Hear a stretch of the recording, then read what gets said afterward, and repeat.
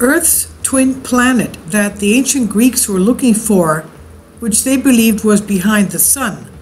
They called this antixthon, or counter-Earth. I'm translating it from a Greek article.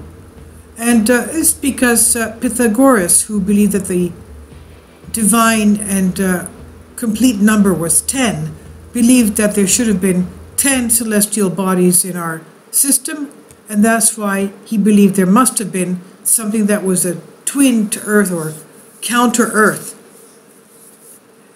And he believed that it was the same exact mass and it looked like Earth as well.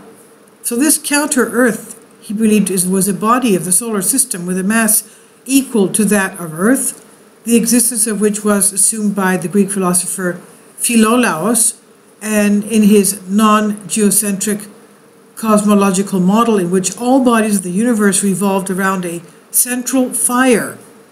And according to Philolaos and the Pythagoreans, since the planets were made of ethereal material with little or no density, the counter-Earth, this antigen, which consisted of the same materials as planet Earth, balanced the center of equilibrium of the universe. Philolaos Crotoniatis lived between 470 BC to 385 BC. He was originally from Croton or Taranto of Lower Italy, and he was a contemporary of Socrates and considered the founder of the Pythagorean philosophers' theory of numbers. Pythagorean Philolaos was later a teacher and successor to the Pythagorean fraternity, and according to Etios, Philolaos argued that the Earth was not in the center of the global cosmos, where he, like all Pythagoreans, placed the central fire. Around it were the counter-Earth, or antixthon. It was an Earth, the Moon, the Sun, Mercury, Venus, Mars, Jupiter, and Saturn. And we have to remember that these were all Greek names.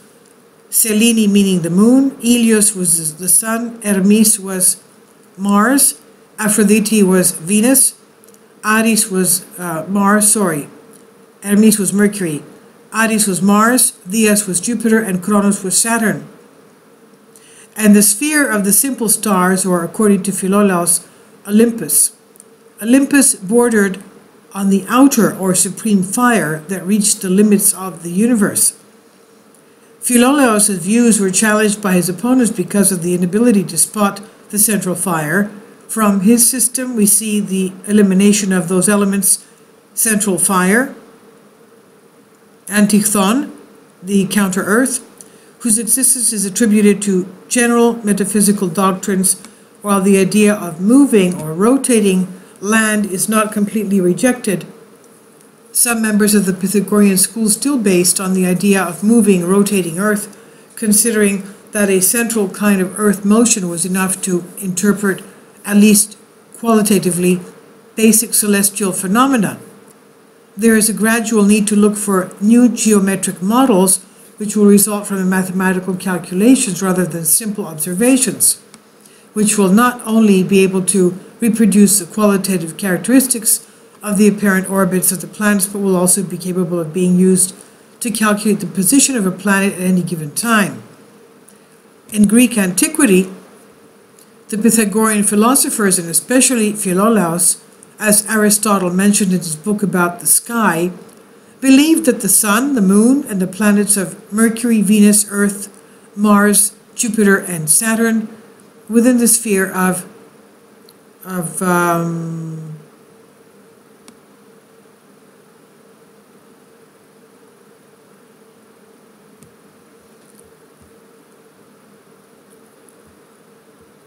the simple motion around one central fire. We're moving around the central fire point, which was called the fire of the universe, and which was not, however, visible. So therefore, the 9 planets were the only ones that were seen, the celestial bodies. But because the numbers were in the same time the only true realities from the Pythagoreans, number images were also different bodies, but also because the number 10 was a sacred number for them as the sum of the first four numbers 1, 2, 3, and 4. They believed that the animators around the fire of the central universe, from what they thought, should have been 10. And that is that there is another planet, like Earth, that deletes the 10th orbit, and this planet is called antixthon, or the counter-Earth, and that the Pythagorean philosophers believed it was in a position opposite to Earth in relation to the center of the universe, and therefore was not visible. However, the disciples of Philolaus, Iketas and Ephesus, rejected these ideas about antixthon, the counter-Earth, the Earth's twin. However, the ancient and southern hemisphere of our planet were called antixthon, that is to say, in the present sense of antipode, the ends of the Earth's diameter. We now know of 9 planets in our solar system, 3 of which are Uranus, Poseidon, and Pluto.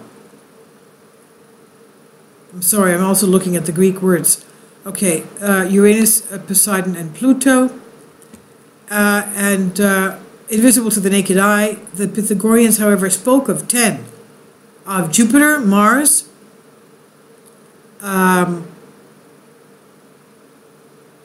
Mercury, Earth, Venus, Saturn, Pluto, Poseidon, and antixthon, the current Earth. I don't know where Poseidon is. There is no such, we don't know of any such planet. And at the current Earth, the twin Earth, we don't have that either. But this is what they claim should have been there. So antixthon, the counter-Earth, is described as a planet that moves in the same orbit as Earth at the same speed, but at the other end of the Earth-Sun diameter, so it never appears, and is always behind the Sun. Anti-yesterday, anti-Earth, because yesterday Earth, NASA issued an emergency announcement on July 7, 2013. 2 days ago, they said we took photos of the Rts-445-8 spaceship depicting an exoplanet, a planet that has not been discovered and can host life behind the solar crown, solar Stephani, wreath, I'll just say wreath. After analyzing the spectra emitted by this planet, called Planet X, we have found that it's exactly the same elements that the Earth also consists of, they said. Its distance from the Sun was measured at 150 million kilometers, exactly the distance between Earth and the Sun. So it has exactly the same orbit as Earth. That is why we have not been able to see this planet up to now. This is a twin planet to Earth. The video we got from Rts-445-8 spaceship clearly shows a mechanical construction on the south planetary pole that connects Planet X to the Sun via laser beams. Our guess is that this is how it supplies it with energy. If this proves to be the case, it's an undisputable fact that we are not alone in the universe. There is an alien life much closer to us than we thought. The sources are, well, you'll see in the article, Wikipedia, also Greek history and Persian history, Blogspot, and this was translated from Diadrastika, from a Greek article.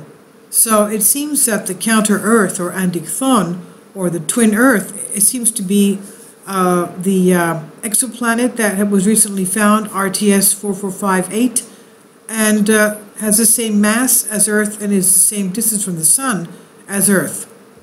So what do you think? I don't know, we're finding out things all the time, it seems.